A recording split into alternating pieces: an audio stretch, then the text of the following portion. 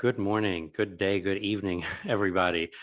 I'm here with Angela Fowler today. I'm Claudio Luis Vera, and we are basically having a conversation today about the new case for accessibility. And this is, in light of what's gone on politically in the United States. This may be very US centric if you're not from the US, but it comes from a place of thinking where we need to have a business case for accessibility that goes beyond what we've done for the past several years. But before we dive in, let's just actually start, and let's just start with introductions and talking about who we are and more like why we're having this conversation personally. Angela. All right. Well, hello, everybody. I'm Angela. I'm an accessibility consultant, and I live in California, which is part of the reason that my outlook on these things that have been happening might not be in line with other accessibility professionals or with many in the disabled community. I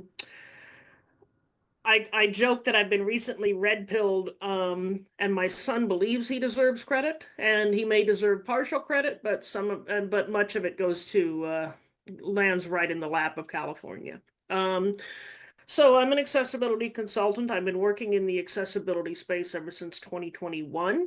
And I've recently started my own accessibility company called Real Life Access. And I take a pro-business approach to accessibility. I will talk about the law and compliance because it's kind of the elephant in the room. It has to be addressed.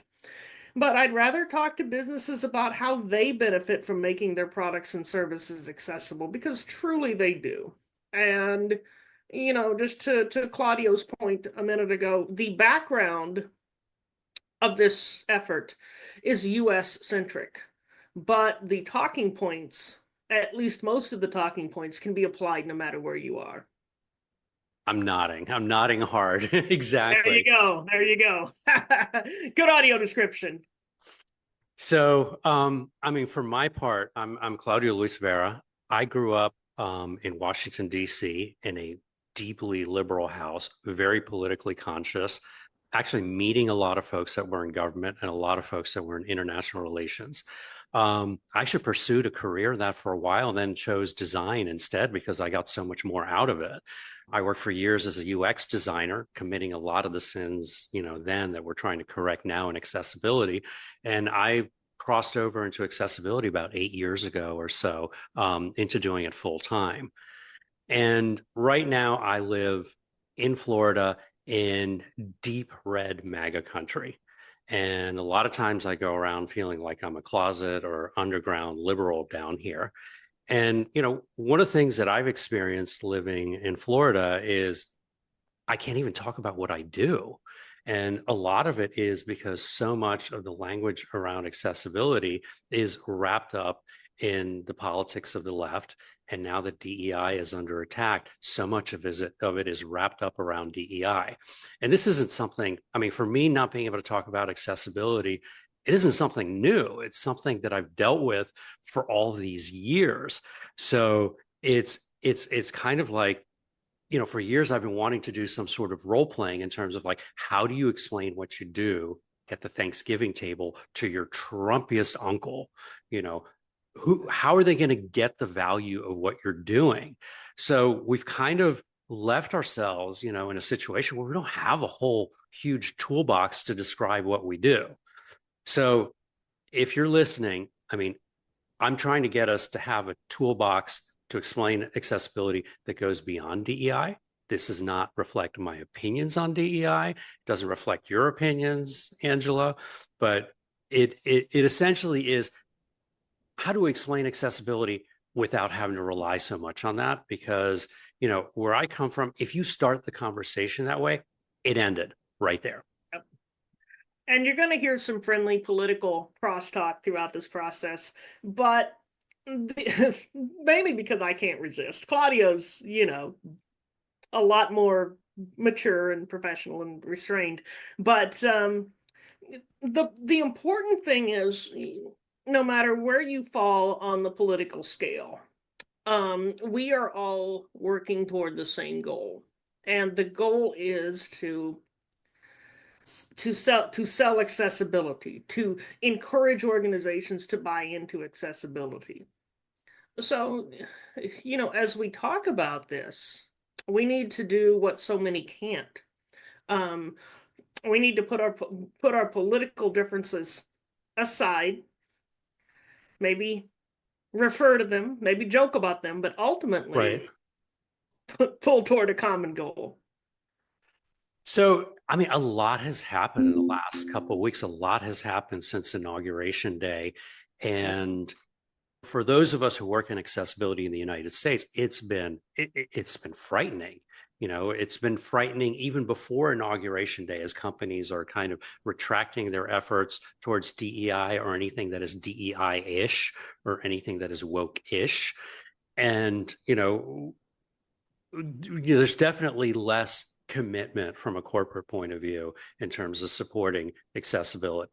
And, it is really, truly terrifying to people, and I've heard people talking about this in terms of saying there is no accessibility without DEI.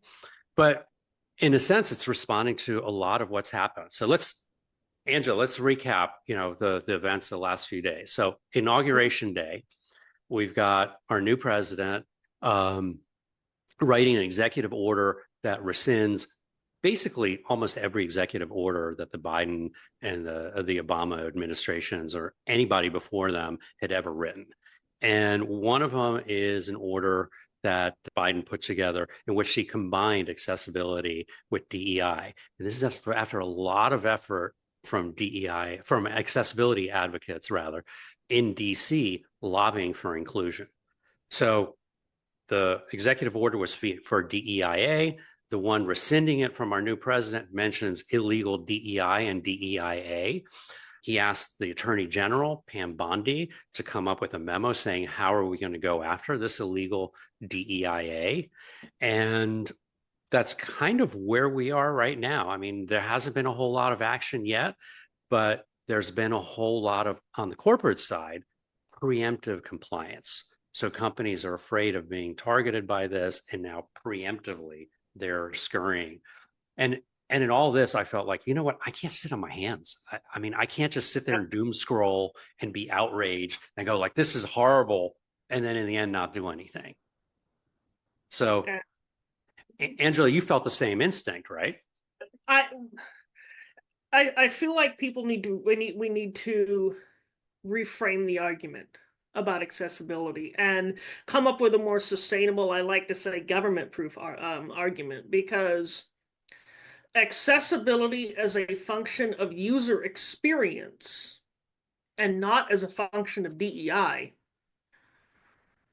is, DEI has always been politically charged. User experience, not so much. So if this, as you say, preemptive compliance, I feel like is the result of looking at accessibility the wrong way. Corporations had we're looking at accessibility in terms of DEI, and we're applying DEI funding to inclusion, not maybe accessibility, maybe not, but primarily inclusion, which is different from accessibility. But the corporations, the entities, the people who saw and have always seen accessibility as a function of user experience are continuing to work toward accessibility. So we need to change our argument. We need to have a government proof argument in But favor of accessibility, but because let's go ahead. let's stick with this UX argument. So for me as a designer and like a career UX designer who's been in this for years, for me it is so obvious and is so fundamental that accessibility is essentially it's usability for folks with disabilities. Mhm. It's usability for segments of your user or potential user population that typically get ignored. And so to me, it's like it's as common sense as making sure that you're designing proper button states, Yep. or as common sense as following branding guidelines. So somewhere along the line over the last few years, I feel like we kind of strayed into this different territory and forgot this whole like real fundamental side of the argument for accessibility. We chased a shiny object. DEI for a time was a shiny object. And we got a case of again, like I said, shiny object syndrome. We said this is going to be an easy way to get people to incorporate accessibility. But it turned out to come back and bite us in the keister. And I think we can say user experience trumps DEI. It does. But I was I mean, waiting for going back Jackson to to do that. going back to this whole executive order thing, you know, does are we in a situation right now where accessibility is suddenly illegal, or No, that we should be thinking of this as like a dying or a doomed profession? no, not at all. In fact, I think it's for those who are willing to embrace a pro-business approach, I think it's just the opposite. I think Well, this could be a blessing in disguise. I mean, pro business is kind of a loaded word, Angela. Like, It if is. you're very progressive, pro business means almost like you are a capitalist to the point where you're ignoring, social responsibility. And no, I mean, it essentially it isn't necessarily pro business. It's like we need to make a business case, where if you want to create any sort of digital product or you want to create any sort of brick and mortar product, it makes business sense to be accessible, and those should be the sort of arguments and stuff that we Yeah. that we lead with. And we're going to address the social aspect in a future episode because, in my opinion, being pro-business and being socially conscious are not at all mutually exclusive. In fact, companies that have a reputation for being, as they say, pro-social tend to attract more customers, especially millennials, right? We're a socially conscious generation. So it's not this false dichotomy between the capitalist evil person and the social progressive that So the dichotomy doesn't exist to the extent that a lot of people think it does. So what we're calling this conversation, and I think what we're gonna be titling this repo and stuff that we're working with is we're calling it the new case for accessibility. And new because it really comes down to reframing, Mhm. rebranding, something that we've kind of presented in one light, and that really needs a more broader set of arguments for it. It's also like, I mean, for me, coming from deep MAGA country, like if I were to start engaging in a conversation about accessibility and I start leading with my pronouns, or if I start leading with a land acknowledgement, not that these things are wrong, it's just like the conversation will end. And Yeah, if yeah. my goal is advocating for accessibility, those aren't battles that I'm going to be choosing to lead with. My dream is to one day go to a Chamber of Commerce meeting or a conference or something in the heart of MAGA country and sell accessibility. It should be totally doable. So I in the Yep, in and I think it can be done. It's just we need to speak the MAGA language and we need to um well well, it's not I, even speaking the MAGA I'm language, it's distancing speaking myself broader from DEI. language. You guys don't have to do it. You guys can do whatever you want. Um, but in terms of like say pitching cities and towns, because there's this law that was passed, where cities and towns, it's Title II, where cities and towns need to have accessible websites by the middle of 2025, which I think is Mhm. largely ignored. But the real fear and the way in the United States, the way accessibility is enforced is through lawsuits. And these are civil Mhm. rights lawsuits that happen at the federal, state, and occasionally, even at the county level. We only track the ones that are really at the federal level. And the argument is, if you don't follow the spirit of the ADA, if you don't follow the spirit of that, then essentially you are tromping on somebody's civil rights. And so therefore you have a lawsuit brought up against the party, which is a civil rights lawsuit. Mhm. And that's been probably one of the biggest drivers is the avoidance of lawsuits. So if you think about it, it's the same sort of anticipatory compliance, like we're being risk averse and we're doing this to avoid lawsuits, which is the same thing that is getting people to throw out DEI departments in corporate America, which is we're afraid we're going to be targeted by the attorney general. So we don't want to be sticking up above the crowd and being more DEI than the next guy. So because we don't want to be singled out. Well, a couple things on that, and they may seem to contradict each other.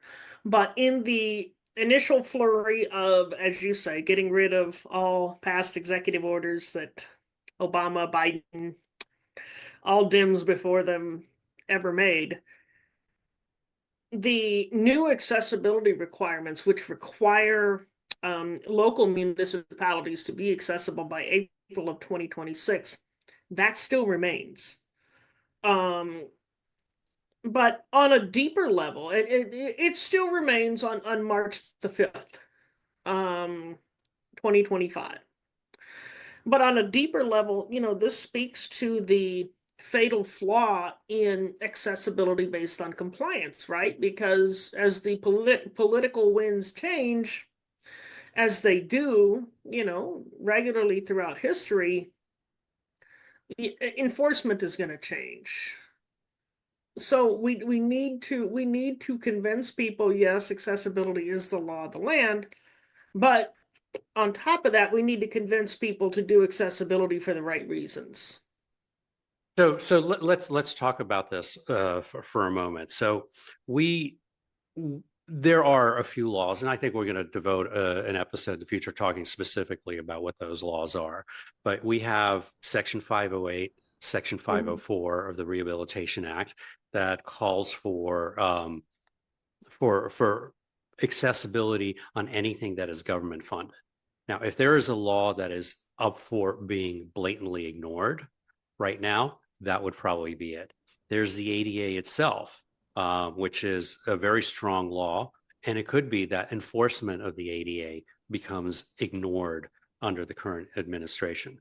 So, we're kind of on the cusp of finding ourselves in a situation where we could be finding, the executive is cherry picking which laws it wants to follow or which ones it wants to enforce. So it's not so much where you're rescinding laws because you can't. You can't repeal them without an act of Congress.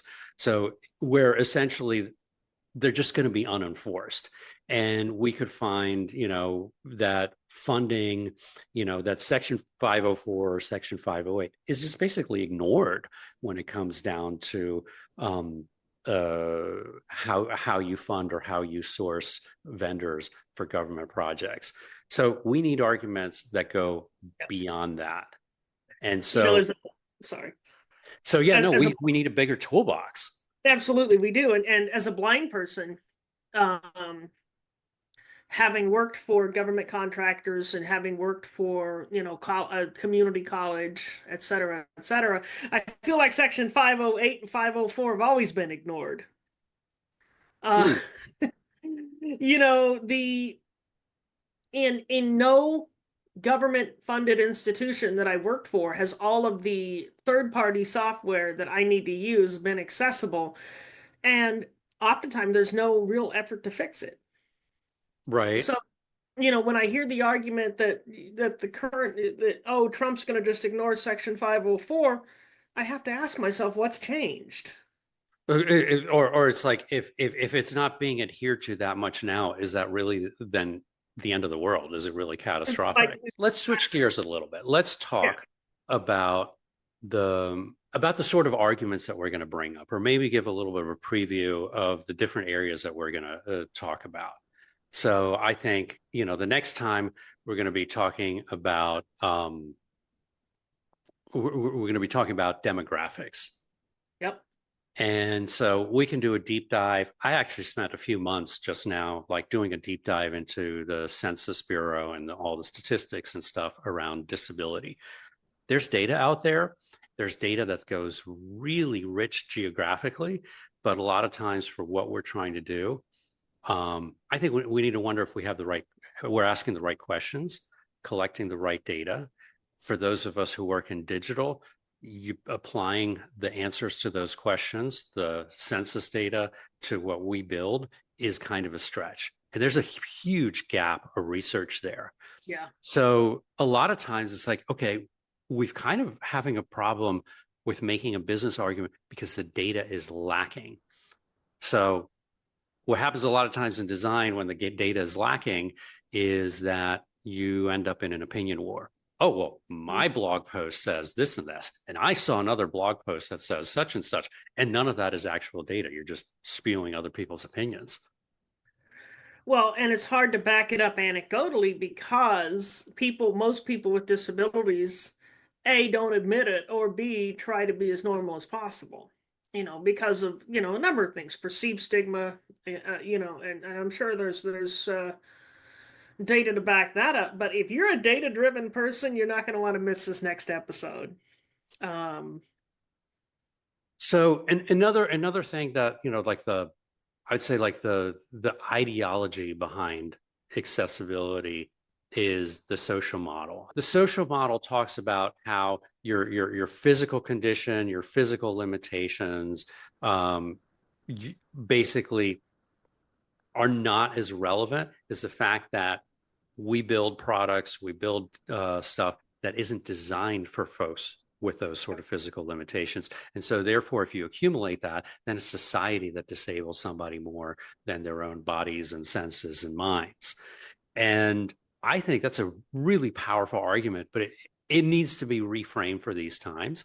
And if you can use that as like a fundamental truth, then there's all these other arguments that follow that we haven't even begun to talk about. well, absolutely. We can talk about the increased independence and contribution to society, which springs from accessibility. Right. That's going to be a future episode as well. So, stay tuned. I don't know how many of these we're going to do, but we've got the first few mapped out, and they're going to be can't miss. So the other thing that we're doing is we're putting this in text form. So the idea is having a toolkit that anybody who works in accessibility can download, can look at, setting it up as an open source project that people can contribute to. So if you have things that you want to add, or if you feel like this is something that you want to comment on, it's going to be up there in GitHub. It's something that you could actually connect to with a pull request. So really thinking about this as something that's broader and something that's there and free, and that anybody should be able to use. If you want to use this and write a blog post with your and call it your own, and make it your own talking point, do it. We just need to get these messages out there. We really need to reframe accessibility quickly. We need to get the messages out there. We need to give people actionable things that they can do when trying to get buy-in for accessibility, and we need to give people hope. Yep. And which is why we're having this conversation now before this stuff is like totally ready for publication, because, as a lot of folks in accessibility say, perfection is the enemy of progress. So let's make some progress first and then perfect it later. Yep, absolutely.